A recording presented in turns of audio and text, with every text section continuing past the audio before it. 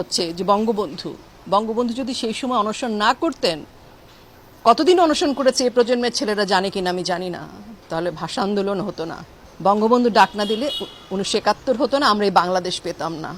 আমরা অকৃতজ্ঞ না, আমরা এই বাংলাদেশকে ভালোবাসি, আমরা বঙ্গবন্ধুকে ভালোবাসি। আমি যাব, আমরা যাব, আমরা সবাই যাব ধানমন্ডি 32-এর ওই পোড়া বাড়িতে গিয়েই আমরা শ্রদ্ধা জানাবো। দ্বিগুণ হব, 3 গুণ হব, 100 গুণ হব। আপনি দেখবেন কেউ ঠেকাতে পারবে না। আওয়ামী লীগ কি শুধু নেতাকর্মীর দল? শুধু নেতাকর্মীরা যদি আজকে জেলে থাকে, লুকিয়ে থাকে, কিচ্ছু যায় আসে না। বঙ্গবন্ধু একটি নামই যথেষ্ট। বঙ্গবন্ধু মানে তো একটা শক্তি। আপামর জনসাধারণ আসবে। বুঝতে হবে বাংলাদেশ, মুক্তিযুদ্ধের চেতনা এবং বঙ্গবন্ধু, এই তিনটি কিন্তু ঐশ্বর্য, সম্পদ, কোহিনূর আমাদের পুরো বাংলাদেশের বাঙালির সকলের। এইটিকে আসলে কোনোভাবে ধূলিসাৎ করা যাবে না, এ প্রশ্নে কোনো আপোষ নেই। আমি বলতে চাই, আমাদের ধানমন্ডি 32-এর স্মৃতি আছে, ঐতিহ্য আছে, ইতিহাস আছে।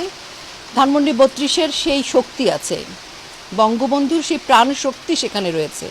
15ই আগস্ট আমরা সবাই সেখানে মিলিত হব, বঙ্গবন্ধুকে শ্রদ্ধা জানাবো। এই শোক থেকে, এই অসম্মান থেকে আমরা নতুন করে শক্তি আহরণ করব এবং নতুন আওয়ামী লীগ আবার পথ চলবে। আজকে যারা ধরেন প্রাণ ভয় লুকিয়ে আছে, এটা সাময়িক। রাজনৈতিক পট পরিবর্তন হলে এটা ঘটে। আমাদের নেতারা, আমাদের কর্মীরা, আমাদের ত্যাগী সাধারণ জনসাধারণ সকলেই বঙ্গবন্ধুকে ভালোবাসে, মুক্তিযুদ্ধের চেতনায় বিশ্বাস করে, বাংলাদেশকে ভালোবাসে। এবং এই তিনটি কাজের জন্য কারো সক্রিয়ভাবে আওয়ামী লীগ করতে হবে না। কাজেই জনগণ আমাদের সাথে আছে, আমাদের মুক্তিযোদ্ধারা আছে, মুক্তিযুদ্ধের চেতনা আছে। আপনি দেখবেন আবার জেগে উঠবে ধানমন্ডি 32। এই 15 আগস্টকে কেন্দ্র করে আমরা আবার প্রাণ ফিরে পাবো। এখন আমাদের সামনে শুধুই 15ই আগস্ট, ধানমন্ডি 32। আমরা সেখানে যাব, সবাইকে ডাকছি আসুন। আমাদের গন্তব্য একটাই, ধানমন্ডি 32, 15ই আগস্ট।